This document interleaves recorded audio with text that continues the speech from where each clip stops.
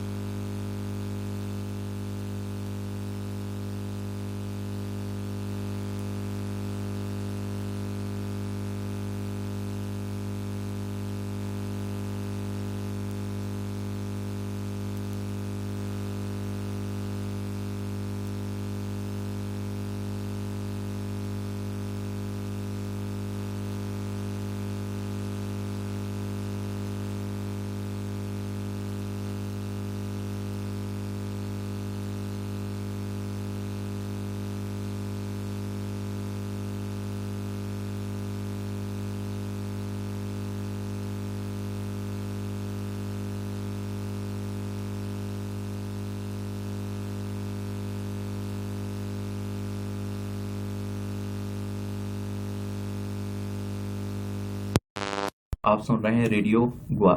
और उस समय पूना से आप देखिए 12 कैनबरा और 4 हंटर विमानों ने गोवा के लिए उड़ान भरी। उन्होंने गोवा के डेमोलिन रनवे पर 1000 राउंड पाउंड के 63 बम गिराए और वाल्मीकि फेलेरो लिखते हैं कि पहले राउंड में 63 पाउंड बम गिराने के बाद भारतीय वायुसेना सैनिक चैन से नहीं बैठे। करीब आधे घंटे बाद उन्होंने वहां फिर हमला किया और इस बार कुल 48,000 पाउंड के बम गिराए गए।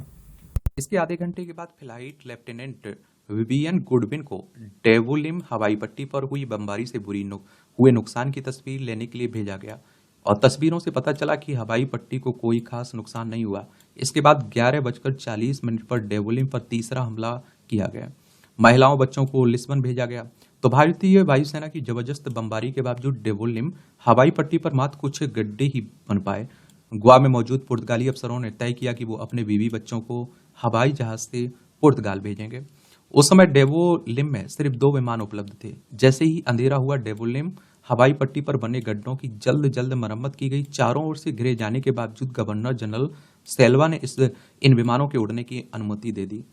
और वाल्मीकि फलेरो लिखते हैं कि 2 विमानों में पुर्तगाली अफसरों के बीवी बच्चों को भरा गया और जरूरी सरकारी दस्तावेज भी रखे गए। इन विमानों ने गुप्त अंधेरे बहुत बड़ा जोखिम उठाते हुए सिर्फ 700 मीटर लंबे रनवे से बिना बत्तियों जलाए टेक ऑफ किया और इन विमानों पर समुद्र में तैनात भारतीय युद्धपोतों ने गोलियां भी चलाई, लेकिन वो बच निकलने में कामयाब हो गए।